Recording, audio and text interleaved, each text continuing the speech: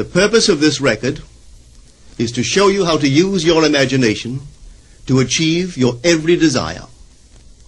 Most men are totally unaware of the creative power of imagination and invariably bow before the dictates of facts and accept life on the basis of the world without. But when you discover this creative power within yourself, you will boldly assert the supremacy of imagination and put all things in subjection to it.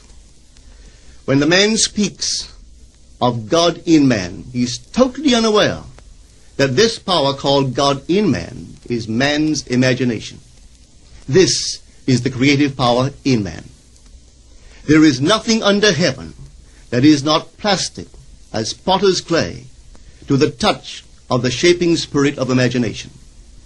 Once a man said to me, "You know, Neville, I love to listen to you talk about imagination. But as I do so, I invariably touch the chair with my fingers and push my feet into the rug, just to keep my sense of the reality and the profundity of things." Well, undoubtedly he is still touching the chair with his fingers and pushing his feet into the rug. But now let me tell you another one who didn't touch with her fingers and didn't push that foot of hers onto the board of the streetcar. It's the story of a young girl, just turned 17. It was Christmas Eve, and she is sad of heart. For that year, she had lost her father in an accident, and she's returning home to what seemed to be an empty house. She was untrained to do anything, so got herself a job as a waitress. This night is quite late, Christmas Eve. It's raining. The car is full of laughing boys and girls home for their Christmas vacation. And she couldn't conceal the tears. Luckily for her, as I said, it was raining. So she stuck her face into the heavens to mingle her tears with the rain. And then, holding the rail of the streetcar, this is what she did. She said, "This is not rain, but this is spray from the ocean. And this is not the salt of tears that I taste, but this is the salt of the sea in the wind. And this is not San Diego. This is a ship, and I'm coming into the Bay of Samoa." And there she felt the reality of all that she had imagined. Then came the end of the journey, and all are out. 10 days later, this girl received a letter from a firm in Chicago saying that her aunt, several years before, when she sailed for Europe, deposited with them $3,000 with instructions that if she did not return to America, this money should be paid to her niece. They had just received information of the aunt's death and were now acting upon her instructions. 1 month later, this girl sailed for Samoa. As she came into the bay, it was late that night, and there was salt of the sea in the wind. It wasn't raining, but there was spray in the air, and she actually felt what she felt 1 month before, only this time she had realized her objective. Now this whole record is technique. I want to show you today how to put your wonderful imagination right into the feeling of your wish fulfilled, and let it remain there and fall asleep in that state. And I promise you from my own experience, you will realize the state in which you sleep if you could actually feel yourself right into the situation of your fulfilled desire and continue therein until you fall asleep. As you feel yourself right into it, remain in it until you give it all the tones of reality, until you give it all the sensory vividness of reality. As you do it, in that state, quietly fall into sleep. And in a way you will never know, you could never consciously devise the means that will be employed, you will find yourself moving across a series of events leading you towards the objective realization of this state. Now here is a practical technique. The first thing you do, you must know exactly what you want in this world. When you know exactly what you want, make as lifelike a representation as possible of what you would see and what you would touch and what you would do and physically moving in such a state. For example, suppose I wanted a home, but I had no money, but I still know what I want. without taking anything into consideration, I would make as lifelike a representation of the home that I would like, with all the things in it that I would want.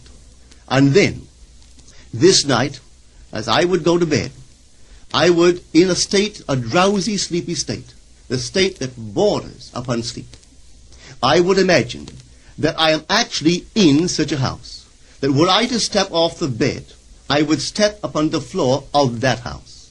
Were I to leave this room, I would enter the room that is adjacent to my imagined room in that house. And while I am touching the furniture and feeling it to be solidly real, and while I am moving from one room to the other in my imaginary house, I would go sound asleep in that state. And I know that in a way I could not consciously devise, I would realize my house. I have seen it work time and time again. If I wanted promotion in my business, I would ask myself what additional responsibilities would be mine were I to be given this great promotion. What would I do? What would I say? What would I see? How would I act? And then in my imagination, I would begin to see and touch and do and act as I would outwardly see and touch and act were I in that position. If I now desired the mate of my life, were I now in search of some wonderful girl or some wonderful man, what would I actually find myself doing that would imply that I have found my state? For instance, suppose now I was a lady. One thing I would definitely do, I would wear a wedding ring. I would take my imaginary hands, and I would feel the ring that I would imagine to be there. And I would keep on feeling it until it seemed to me to be solidly real. I would give it all the sensory vividness I am capable of giving anything. And while I am feeling my imaginary ring, which implies I am married, I would sleep. This story is told us in the Song of Songs, or the Song of Solomon. It is said, "At night on my bed, I sought him whom my soul loveth. I found him whom my soul loveth, and I would not let him go, until I brought him into my mother's house, right into the chamber of her that conceived me." If I would take that beautiful poem and put it into modern English, into practical language, it would be this. While sitting in my chair, I would feel myself right into the situation of my fulfilled desire. And having felt myself into that state, I would not let it go. I would keep that mood alive, and in that mood, I would sleep. That is, taking it right into my mother's chamber, into the chamber of her that conceived me. You know, people are totally unaware of this fantastic power of the imagination. But when man begins to discover this power within him, he never plays the part that he formerly played. He doesn't turn back and become just the reflective life. From here on in, he is the affecter of life. The secret of it is to center your imagination in the feeling of the wish fulfilled and remain therein. For in our capacity to live in the feeling of the wish fulfilled lies our capacity to live the more abundant life. Most of us are afraid to imagine ourselves as important and noble individuals, secure in our contribution to the world, just because at the very moment that we start our assumption, reason and our senses deny the truth of our assumption. We seem to be in the grip of an unconscious urge which makes us cling desperately to the world of familiar things and resist all that threatens to tear us away from our familiar and seemingly safe moorings. But I appeal to you to try it. If you try it, you will discover this great wisdom of the ancients, for they told it to us in their own strange, wonderful, symbolical form. But unfortunately, you and I misinterpreted their stories and took it for history when they intended it as instruction to simply achieve our every objective. You see, imagination puts us inwardly in touch with a world of states. These states are existent. They are present now. But they are mere possibilities while we think of them. But they become overpoweringly real when we think from them and dwell in them. You know, there's a wide difference between thinking of what you want in this world and thinking from what you want. Let me tell you, when I first heard of this strange and wonderful power of the imagination, it was in 1933 in New York City. An old friend of mine taught it to me. He turned to the 14th of John, and this is what he read. In my Father's house are many mansions. If it were not so, I would have told you. I go to prepare a place for you. And if I go and prepare a place for you, I will come again and receive you unto myself, that where I am, there ye may be also. He explained to me that this central character of the Gospels was human imagination. That mansion was not a place in some heavenly house, but simply my desire.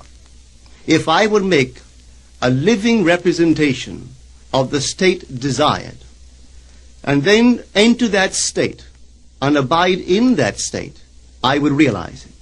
At the time, I wanted to make a trip to the island of Barbados in the West Indies, but I had no money. He explained to me that if I would that night, as I slept in New York City, assume that I was sleeping in my earthly father's house in Barbados, and go sound asleep in that state, that I would realize my trip. Well, I took him at his word and tried it. For 1 month, night after night, as I fell asleep, I assumed I was sleeping in my father's home in Barbados. At the end of my month, an invitation from my family came, inviting me to spend the winter in Barbados. I sailed for Barbados the early part of December of that year. From then on, I knew I had found this Savior in myself. The old man told me that it would never fail. Even after it happened, I could hardly believe that it would not have happened anyway. That's how strange this whole thing is. On reflection, it happens so naturally. You begin to feel or to tell yourself, well, it would have happened anyway. And you quickly recover from this wonderful experience of yours. It never failed me if I would give the mood, the imagined mood, sensory vividness. I could tell you unnumbered case histories to show you how it works. But in essence, it's simple. You simply know what you want. When you know what you want, you're thinking of it. That is not enough. You must now begin to think from it. Well, how could I think from it? I am sitting here, and I desire to be elsewhere. How could I, while sitting here physically, put myself in imagination at a point in space removed from this room and make that real to me? Quite easily. My imagination puts me in touch inwardly with that state. I imagine that I am actually where I desire to be. Now, can I tell that I am there? There is only one way to prove that I am there. For what a man sees when he describes his world is as he describes it relative to himself. So what the world looks like depends entirely upon where I stand when I make my observation. So if, as I describe my world, it is related to that point in space I imagine that I am occupying, then I must be there. I am not there physically, no, but I am there in my imagination. And my imagination is my real self. And where I go in imagination and make it real, there I shall go in the flesh also. When in that state I fall asleep, it is done. I have never seen it fail. So this is the simple technique on how to use your imagination to realize your every objective. Here is a very healthy and productive exercise for the imagination. Something that you should do daily. Daily relive the day as you wish you had lived it, revising the scenes to make them conform to your ideals. For instance, suppose the day's mail brought disappointing news. Revise the letter. Mentally rewrite it and make it conform to the news you wish you had received. Or suppose you didn't get the letter you wish you had received. Write yourself the letter and imagine that you received such a letter. Let me tell you a story that took place in New York not very long ago. In my audience sat this lady who had heard me numberless times. And I was telling the story of revision. that man, not knowing the power of imagination, he goes to sleep at the end of his day, tired and exhausted, accepting as final all the events of the day. And I was trying to show that man should, at that moment, before he sleeps, he should rewrite the entire day and make it conform to the day he wished he had experienced. Here is the way a lady wisely used this law of revision. It appears that 2 years ago she was ordered out of her daughter-in-law's home. For 2 years there was no correspondence. She had sent her grandson at least 2 dozen presents in that interval, but not one was ever acknowledged. Having heard the story of revision, this is what she did. As she retired at night, she mentally constructed 2 letters. One she imagined coming from her grandson, and the other from her daughter-in-law. In these letters they expressed deep affection for, and wondered why she had not called to see them.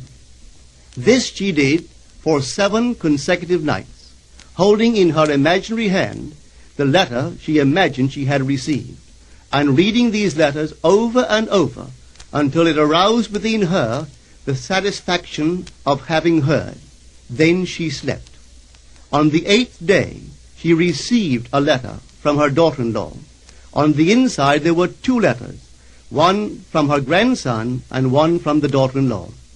They practically duplicated the imaginary letters that this grandmother had written to herself 8 days before. This art of revision can be used in any department of your life. Take the matter of health. Suppose you were ill. Bring before your mind's eye the image of a friend. Put upon that face an expression which implies that he or she sees in you that which you want the whole world to see.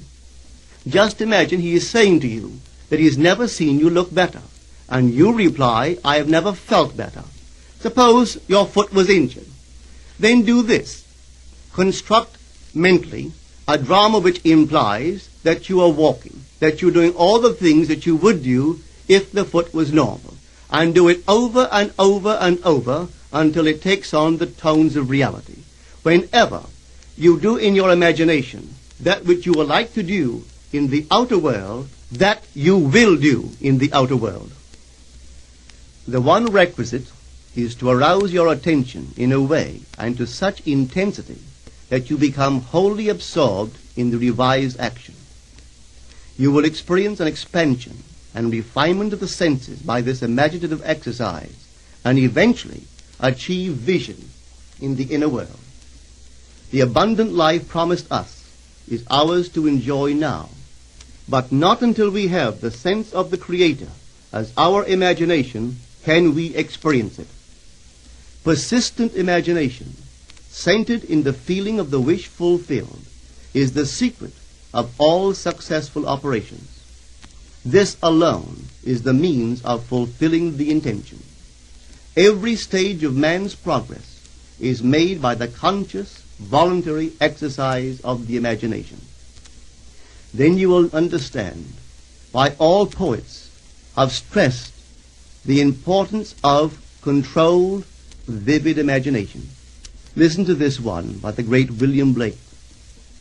In your own bosom you bear your heaven and earth, and all you behold, though it appears without, it is within, in your imagination, of which this world of mortality is but a shadow.